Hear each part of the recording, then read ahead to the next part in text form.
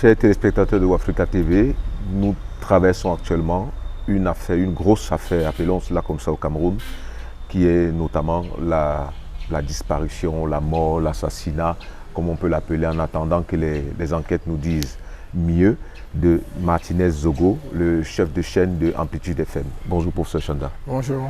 Je voudrais qu'on parle de la présomption d'innocence, qu'on parle de la manipulation et de la récupération politique. Est-ce que ça vous convient? Écoutez, d'abord il faut saluer la mémoire des disparus. Oui. Et ensuite, tout ce qui peut être dit autour ou sur, tant qu'en réalité ça ne couvre pas les excès, je suis tout à fait disponible à en parler. D'accord, professeur. Sur la présomption d'innocence, parce que il faut quand même dire qu'on a tellement entendu des choses se dire, tellement on a entendu des personnes être indexées, ça peut être vrai, ça peut ne pas être vrai, mais au fur et à mesure qu'on avance, et notamment avec l'influence des réseaux sociaux, on a l'impression que des gens peuvent être jetés comme ça à la vindicte populaire et qui sait, peut-être que certains pourront en périr avant qu'un tribunal, avant qu'un jugement ne survienne. Qu'est-ce qu'on fait? Qu'est-ce que la présomption d'innocence? Vous savez,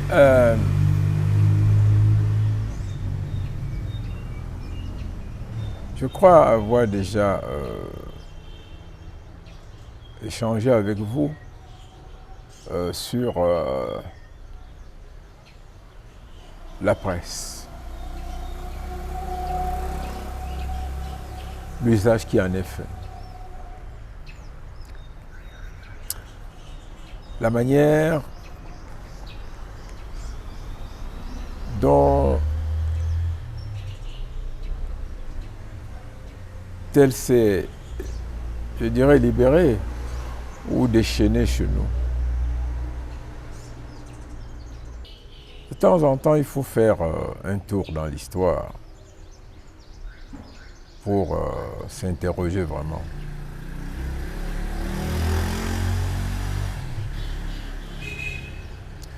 Je me souviens que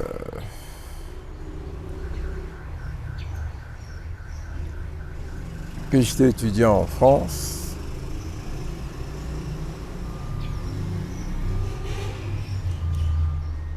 et qu'il y avait à peine 5 radios qu'on écoutait sur tout le territoire français et 3 chaînes de télévision.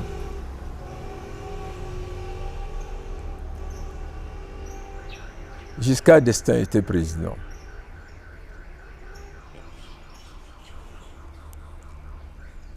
Croyez-moi, la dictature et la monarchie, ce n'est pas simplement lorsqu'on décrète qu'on est au Maroc ou qu'on est aux Zaïre de Mobutu. Nous n'étions pas loin de là. Parce que pour qu'on réalise les premières radios privées en France, ça c'est la décennie 70, hein, dont il n'y a pas très longtemps en arrière. Oui. Ça a été extrêmement dur. Très très difficile. C'était un pouvoir d'une répression folle contre la liberté de la presse. On n'a aucune idée de ça ici. Transportons-nous au Cameroun. En 90, d'un trait, on vote un catalogue, un train de loi sur les libertés. Avec la liberté de la communication, d'association, oui, l'autonomie des professions libérales, ainsi de suite. Du jour au lendemain, vous avez 1000 titres. Il y en a qui publient juste 5 exemplaires par semaine. Mais ce sont des titres. L'important, il y a la revue La Presse. Oui. On en parle. Les kiosques, c'est placardé. Quand ça sécrète une nouvelle, ça prend la rue et les quartiers. Oui. Je ne sais pas si vous voyez la différence des deux Bien contextes. sûr. Je me demande parfois s'il n'y a pas en réalité un code éthique universel que l'on devrait saucissonner. Pour reprendre ce que disait Ronald Reagan quand il a été élu, il dit « Je ne peux pas supporter que les États-Unis financent à 20% le budget de l'Organisation des Nations Unies, financent presque à 80% certaines contributions volontaires, et qu'on dise qu'à l'Assemblée générale, Nous sommes égaux. nous sommes égaux alors qu'il y a des États qui financent 0,001%, qui ne payent même pas depuis 20 ans. » Sa conclusion, c'était il faudrait sans doute une organisation à deux vitesses, avec son concept de micro-États. Vous connaissez ce que dit Jacques Chirac, Premier ministre en visite à Abidjan. La démocratie intégrale n'est pas faite pour les Africains. Et puis ne les embêtez pas avec les élections. Si vous continuez à les embêter avec, ils décideront de ne plus en faire tout court. Du coup.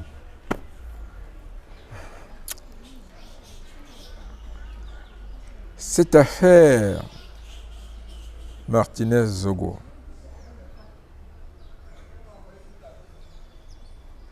au-delà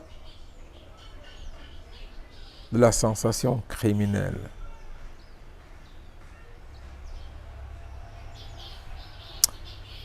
est venu exposer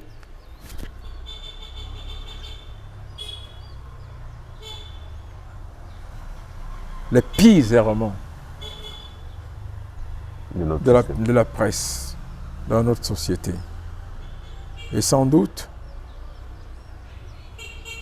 nous donner l'occasion de nous interroger à nouveau et profondément sur l'urgence de discipliner la presse. Mais comment la discipliner? Vous avez parlé tantôt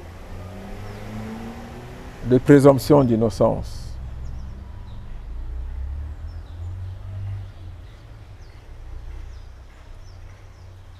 J'ai commis plusieurs documents. Vous savez, dans une situation comme ça, quand vous êtes leader d'opinion, que vous ne dites rien, vous commettez un autre crime. Quand vous êtes responsable politique, vous ne faites rien.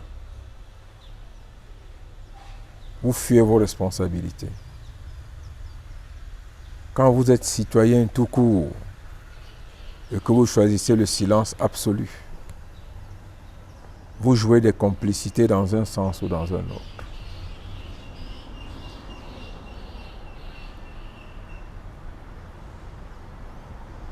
Il existe aujourd'hui, et je peux l'affirmer, un mal camerounais.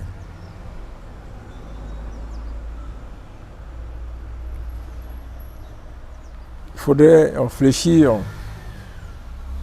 sur son dimensionnement et ses implications. Mais nous avons un problème.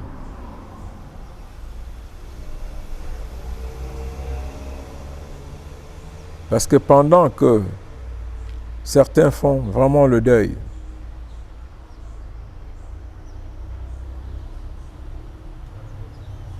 d'autres ne sont pas dans le deuil. Ils sont dans le commerce de la politique. Ils sont dans un processus de culture de la haine et de construction de la vengeance. Non pas pour Martinez-Zogo, paix à son âme encore, mais pour leur propre frustration, dont la mort de ce brave citoyen Donc un prétexte. représente un prétexte, et même un prétexte dans l'absolu. Ce qui m'épate dans cette affaire,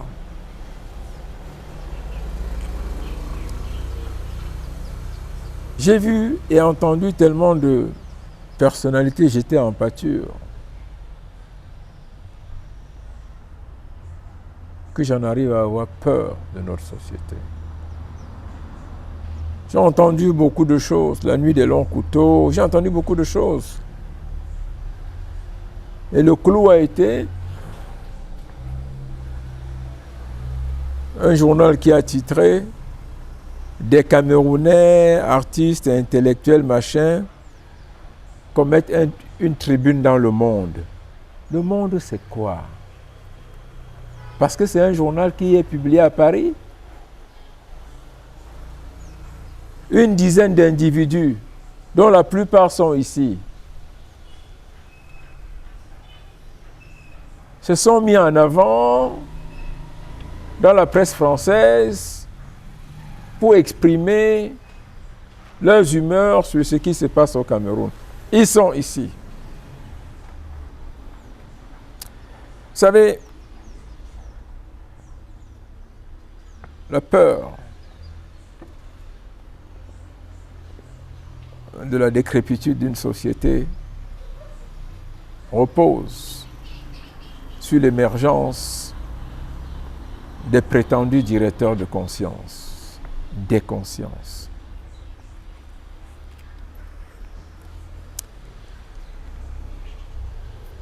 J'ai commis un papier hier où j'ai parlé, j'ai indiqué que cette mort nous invitait à une sorte d'exorcisme national. Pas simplement parce qu'on avait assassiné brutalement un citoyen, mais parce que certains individus avaient trouvé là l'occasion de commettre d'autres assassinats. L'assassinat de l'éthique, l'assassinat d'une anthropologie morale, segment de notre identité collective. Et non, quand une société devient un cocktail de haine, d'accusations stériles, de culture de la vengeance, d'envie et de jalousie, il n'y a plus de présomption d'innocence. La présomption d'innocence, qui est un principe fondamental du droit, du libre arbitre et du jugement, formule dans son essence l'équité dans les réflexions en chaque circonstance et pour toute situation. Ça veut dire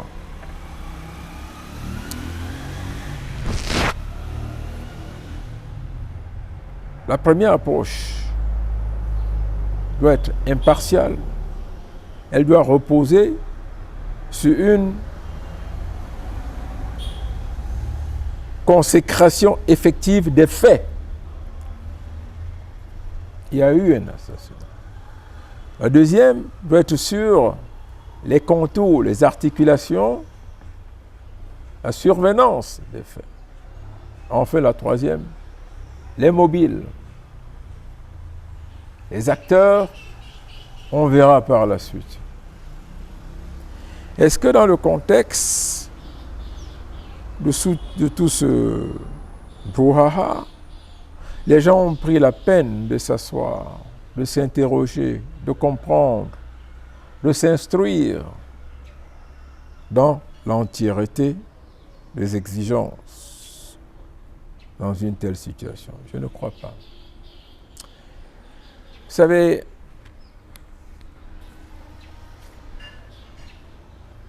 le danger que nous courons le plus au Cameroun,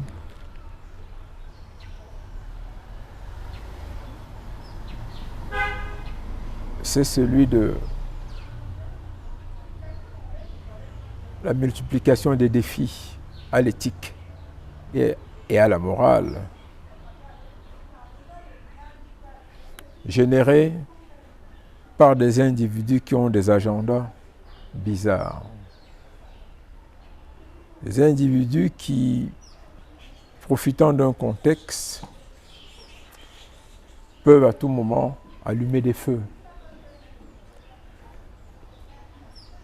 J'ai vu des gens que je croyais d'ailleurs décédés depuis longtemps, ou à tout le moins en hibernation longue, renaître pour pondre des communiqués, aller sur des plateaux de télévision, traiter le Cameroun de pays de crime.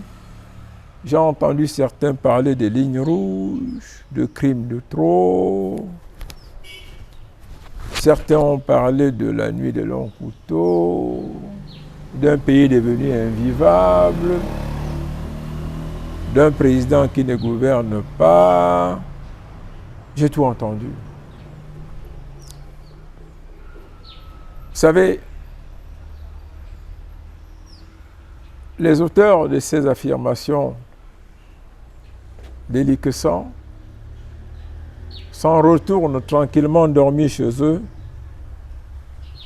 et poursuivent leurs activités comme si de rien n'était. Pas en Chine ni en France, pas au Congo ni en Centrafrique, pas en Russie, mais toujours dans le Cameroun qu'ils ont déclaré perdu, terminé depuis longtemps. Ils sont là avec nous. Il en va de même pour certains d'anciens candidats à la présidence de la République, d'anciens professeurs d'université, des journalistes exilés, beaucoup de vedettes que l'on pourrait tenir dans la paume d'une main. Du coup, se sont donné une auréole internationale parce que Martinez Zogo est mort. La mort de Martinez Zogo est devenue un tremplin pour se montrer à nouveau, pour discuter, pour s'exprimer et pour demander au président du pays de s'en aller. Je crois que nous avons tort, gravement tort. Nous sommes dans le temps du deuil. Les gens doivent faire extrêmement attention parce que nous parlons sur la mémoire d'un jeune homme, d'un père de famille, d'un journaliste qui a sans doute, sans aucun doute, payé de sa vie sa passion pour la vérité et une certaine têtudesse face aux lois d'un système.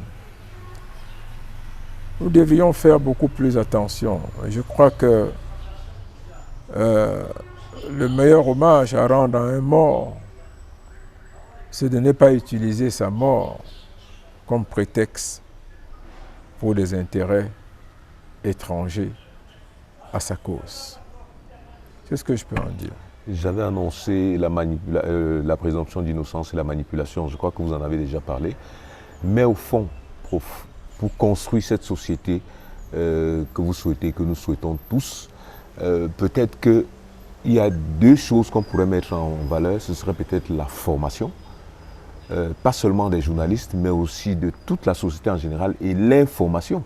Parce que quelquefois, on peut penser aussi que les gens spéculent parce qu'il n'y a pas d'information. Je ne crois pas. Je ne crois pas. C'est vrai aussi, mais pas entièrement vrai. Ça, je l'ai dit. Le silence ostentatoire et le reclus, quand on a la responsabilité de gérer, d'orienter, d'apaiser et d'organiser,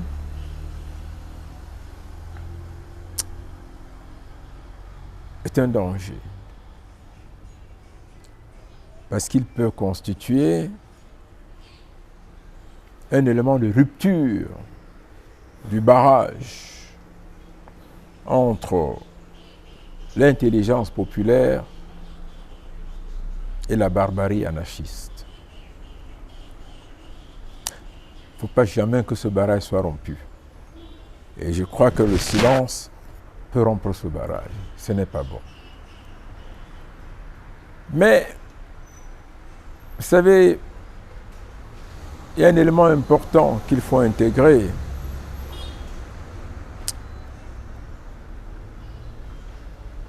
Il y a une typologie de société indigente. Et ça, je l'ai dit dans mon livre. Les démocraties sauvages. Chaque fois qu'il y a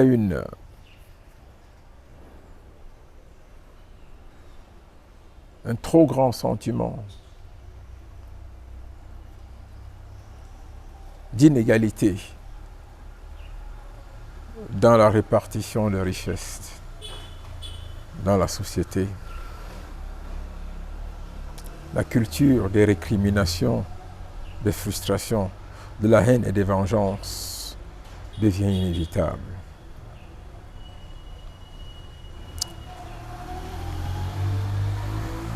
Mais lorsqu'on parle de société, on l'élève aussi par rapport aux normes qui construisent son organisation. Et ces normes-là sont l'émanation des mécanismes entretenus par les institutions. Les institutions elles-mêmes ne valent, n'existent et ne prospèrent que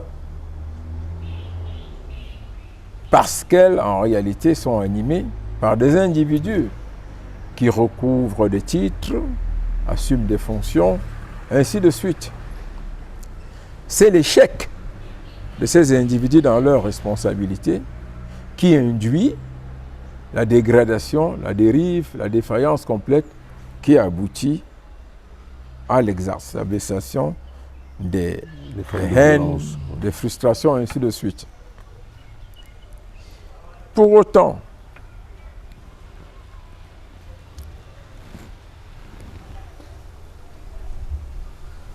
vous savez, on ne peut pas construire une société parfaite.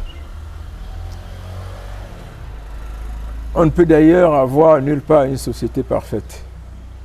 Au moment où nous parlons de Martinez Zogo au Cameroun, on parle de bavure, peut-être pas dans la même surveillance, ni les mêmes mécanismes d'orchestration. On en parle ailleurs. On a évoqué le cas des États-Unis. Il y en a d'autres.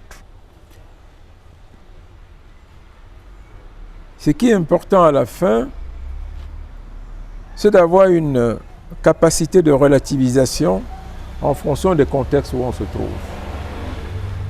Éviter des transpositions extrêmement négatives. Dès lors que vous faites des transpositions, vous êtes amené à élever des jugements à partir des valeurs qui ne sont pas celles du contexte où vous vous trouvez. Vous vous réfugiez en France, aux États-Unis ou en Chine, et vous utilisez des épithètes sur le Cameroun ou contre le Cameroun, à partir de la façon dont vous avez votre baguette de pain, votre beefsteak, ou l'accès au transport en commun dans le pays où vous vous trouvez. Vous vous trompez. Il faut vivre son contexte, le comprendre et avoir un jugement qui corresponde en réalité aux valeurs que dégage ce contexte. Si nous partons de cette idée, ça veut dire que nous allons intérioriser toutes nos luttes, toutes nos frustrations et les positiver en réalité. Construire dans les mécanismes de dialogue et de médiation pour demeurer en équilibre en permanence. Ce qui nuit, c'est le recours aux excès dans le jugement. Parce qu'à partir de là, vous détruisez votre équilibre personnel et vous vous marginalisez par rapport à la société. C'est peut-être une des causes, une des raisons de la souffrance de certains journalistes. C'est pour n'avoir pas très bien compris le contexte, ou parfois pour l'avoir compris avec un certain excès. Ceux qui payent les journalistes pour dire ce qu'ils veulent entendre contre quelqu'un ou dans une situation précise sont en fait ceux qui orchestrent leur mort, ceux qui détruisent la société en réalité. Il n'existe pas ou plus de débat à la télévision sans que l'argument utilisé par un des panélistes ne soit la représentation des intérêts d'un camp, d'une chapelle, d'une personnalité, ainsi de suite. C'est une véritable catastrophe. Et il devient difficile d'exister dans un tel contexte parce que les lignes médianes sont difficilement perceptibles. Elles sont d'ailleurs difficilement établissables. Et ce que j'en dis, la manipulation, on l'a toujours, à une échelle ou à une autre. Regardez Colin Powell, à l'Assemblée, au Conseil de sécurité, en train de montrer une carte pour indiquer que c'était les emplacements des armements de destruction massive en Irak. Le lendemain, la presse occidentale reprenait, la presse américaine, vous savez ce qu'il en est devenu. C'était faux, c'était la manipulation. On voit bien dans la situation où nous nous trouvons aujourd'hui, la guerre en Ukraine. On vous dit, mais les Russes, ils n'ont même plus d'armement, ils n'ont plus rien. Le lendemain, on dit, ah, mais c'est pas possible, ils sont en train de bombarder complètement Kiev. Alors, il faut qu'on sache une chose ou une autre. Mais la manipulation, à la limite, elle est innée dans l'art de la guerre des intérêts en fonction des moyens que les uns et les autres disposent. Il est simplement regrettable et déplorable que dans un pays comme le nôtre, un jeune comme ça ait été utilisé, à mon sens, pour des intérêts qui étaient très loin des intérêts de sa famille, même de sa profession d'ailleurs, contrairement à tout ce que l'on peut affirmer. Vous savez, c'est vrai, j'ai fait tous les grands mouvements de gauche, à mes heures d'intellectuel progressiste, je sais ce que c'est que le radicalisme. Mais dans le contexte des pays d'indigence avancée, un pays très riche en réalité, mais où il y a une telle mauvaise répartition de richesses que les frustrations s'accumulent, l'indigence tend à devenir la règle. En responsable d'une manière ou d'une autre, à quelque niveau que ce soit, je pense que notre responsabilité, notre rôle, c'est de savoir bâtir des passerelles de dialogue et de façon à créer en permanence un mouvement qui apaise les rancœurs et les querelles. Ça me paraît fondamental. Et je conclurai peut-être par là pour dire que ceux qui utilisent la mort tragique de Martinez Zogo pour des intérêts obscurs, parce qu'ils ont des ambitions politiques, ou ils n'ont pas eu tel marché, ils n'ont pas été bien accueillis chez tel autre ministre ou à tel autre endroit, ils ont postulé à tel poste qu'ils n'ont pas eu. Vraiment, je crois que revenons dans le deuil et rendons hommage à la mémoire de ce citoyen qui, comme je le dis encore, a payé de sa passion, un peu de sa têtutesse aussi, et de sa détermination à exercer un métier. J'ai vu des images d'un entretien où il expliquait comment il est arrivé à ce métier. C'est extraordinaire, à la limite. C'était un autodidacte respectable. Je l'ai souvent reçu ici, chez moi, lorsque je me suis occupé de certains grands dossiers. Il était effectivement à l'affût des questions sociales et politiques et financières sensibles pour courageusement se mettre en avant et en parler. Sa radio, c'était faite pour ça.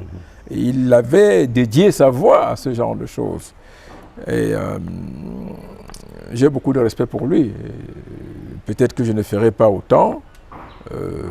Peut-être que je n'aurai pas autant de courage pour en faire autant, ni de la latitude d'ailleurs.